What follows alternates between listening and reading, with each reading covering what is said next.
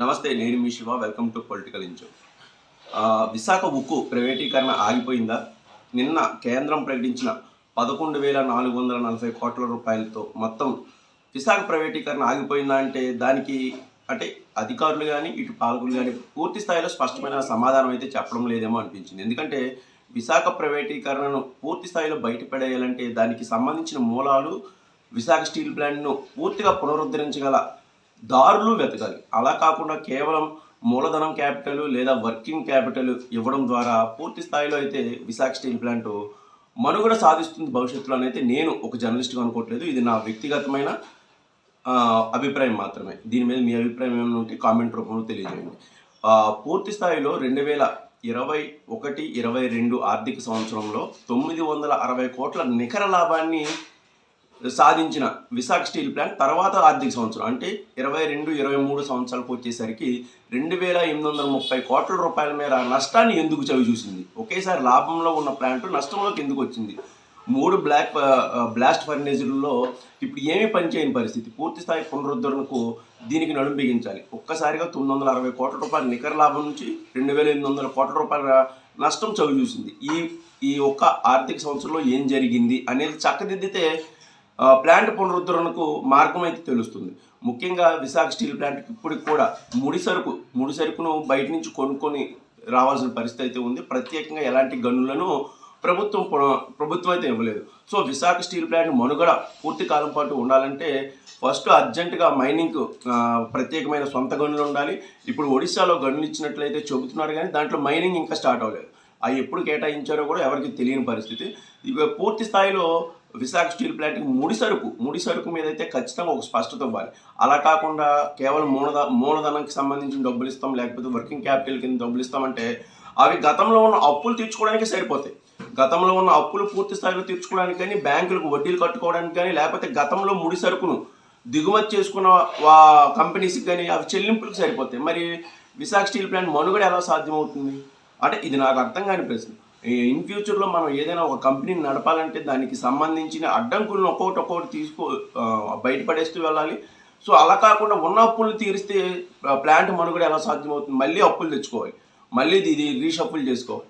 So Visakha steel plant విషయంలో ఇక్కడితోనే కథ ముగిసిపోయింది. కేవలం కేంద్రం సహాయం చేయడంతో కథ ముగిసిపోయింది అనేది నేను అనుకోవడం లేదు. సో ఇక నుంచి వచ్చే ప్యాకేజీలు కానీ దీనిని క్రమక్రమంగా ఎలా ముందుకు తీసుకువెళ్తారు? సుమారుగా 70 లక్షల మెట్రిక్ టన్నుల రా ఉక్కును తయారు చేయగల సామర్థ్యం ఉంది 3 బ్లాస్ట్ ఫర్నేజెస్కి. వీటిని ఎలాగ పునరుద్ధరిస్తారు?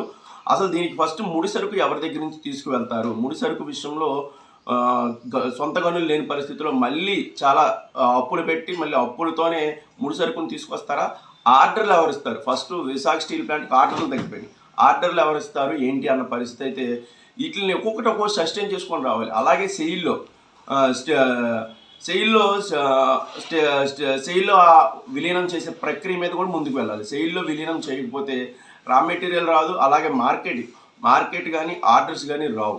ఈ మొత్తం అన్ని విషయాలు ఒక కంపెనీకి సంబంధించి ఆలోచన చేయకుండా కేవలం ఒక 11,400 కోట్ల రూపాయలతో మొత్తం అద్భుతాలు జరిగిపోతాయి, మొత్తం అంతా ఇక నుంచి స్టీల్ ప్లాంట్ యొక్క మనుగడ సాధ్యమవుతుంది అన్న విషయంలో అయితే నాకు అంత క్లారిటీ అనిపించడం లేదు. కేవలం మూలధనం క్యాపిటల్, వర్కింగ్ క్యాపిటల్ ఇవ్వడం ద్వారా మాత్రమే స్టీల్ ప్లాంట్ మనుగడ సాధించేస్తుంది అనేది నేను అనుకోవట్లేదు. ఇది ఒక అడుగు. ఈ అడుగు దగ్గర నుంచి ఎలా ముందుకు వెళ్ళబోతారు? అసలు ఇటు కేంద్రం కానీ, ఇటు రాష్ట్ర ప్రభుత్వం కానీ, ఇటు కార్మిక సంఘాలు కానీ ఎలా ముందుకు వెళ్ళబోతున్నాయి అనేది చాలా కీలకమైన అడుగు. ఇప్పుడు క్యాపిటల్ వచ్చింది, ఉన్న అప్పులు తీరుతాయి.